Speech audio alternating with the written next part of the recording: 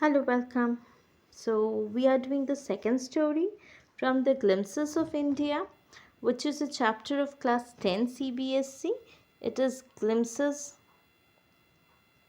of India. So, this is a chapter in term 2 of CBSC. So, we will be doing this and we are studying about Coorg. Now, midway between Mysore and coastal town of Mangalore sits a piece of heaven that must have drifted from the kingdom of God. This land of rolling hills is inhabited by a proud race of martial men, beautiful women, and wild creatures. So it is a combination of martial, those who go for fight, martial men. Okay, there are beautiful women and a lot of wild creatures. Coorg or Kodagu, the smallest district in Karnataka, is home to evergreen rainforest species, spices, and coffee plantation. Evergreen rainforests cover 30% of this district. During the monsoon, it pours enough to keep many visitors away. The season of joy commences from September and continues till March. The weather is perfect with some showers thrown in the good measure. The air breathes of invigorating coffee.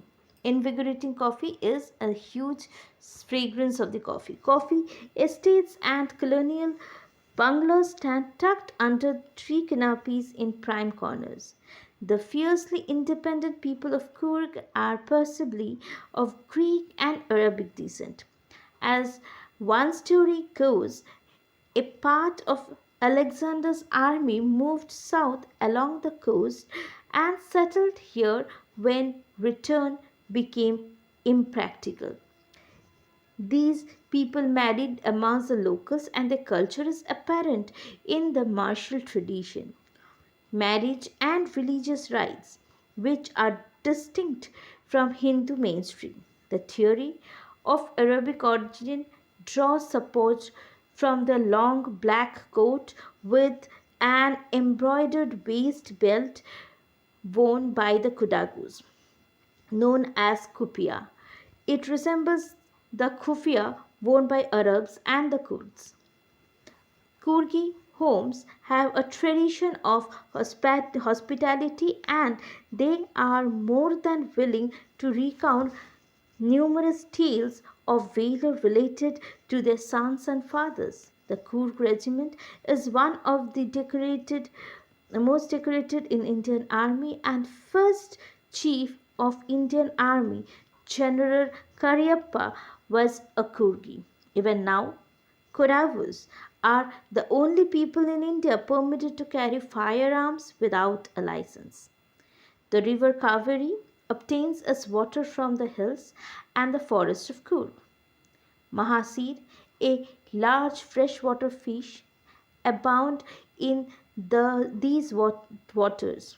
Kingfishers dive for their catch, while squirrels and langurs drop partially eaten fruits for the mischief of enjoying the splash and the ripple effect in the clear water.